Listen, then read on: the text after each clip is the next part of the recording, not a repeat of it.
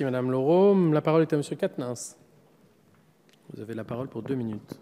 Merci Monsieur le Président. Tout d'abord, les transferts de fonds entre la branche accident du travail et maladie professionnelle et la branche maladie doivent toujours être l'occasion pour nous de se demander pourquoi. Pourquoi ces milliers de gens malades à cause de leur travail ne sont pas reconnus comme tels et indemnisés par cette branche qui, je le rappelle, est financée par le patronat. Je vais amener plusieurs explications. D'abord, la médecine du travail connaît un déclin important depuis plusieurs années. Les occasions de détecter les maladies professionnelles se raréfient. L'application de la loi El Khomri a aggravé cette tendance. Le principe de la visite médicale d'embauche systématique a été supprimé. Désormais, les salariés dont les postes ne présentent pas de risque particulier ne passent plus qu'une visite d'information et de prévention, un simple entretien qui doit être organisé après l'embauche.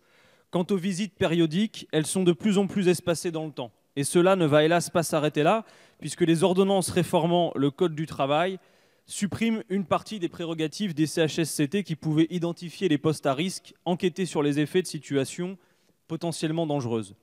Ensuite, cet article 3 prend acte de la mise en œuvre du compte professionnel de prévention qui remplace le compte pénibilité, pourtant seule composante de la sécurité que vous dites apposée à la flexibilité forcée.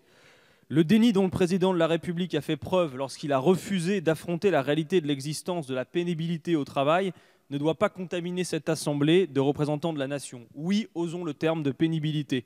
Les travailleurs risquent leur santé au quotidien. Je ne parle pas seulement des ouvriers, dont peut-être dans cette assemblée nous ne sommes pas nombreux à nous sentir proches, mais aussi des cadres qui payent les conséquences de traitements lourds et de violents déclassements, le burn-out qu'une médecine du travail exsangue ne parvient plus à prévenir. Ayons conscience de ces faits durant l'examen de ce PLFSS. J'insiste sur ces aspects trop souvent mis de côté et vous appelle, mes chers collègues, à un peu moins de technicité budgétaire pour un peu plus d'humanité et de considération pour les travailleurs lors de nos discussions à venir. Je vous remercie. Je vous remercie.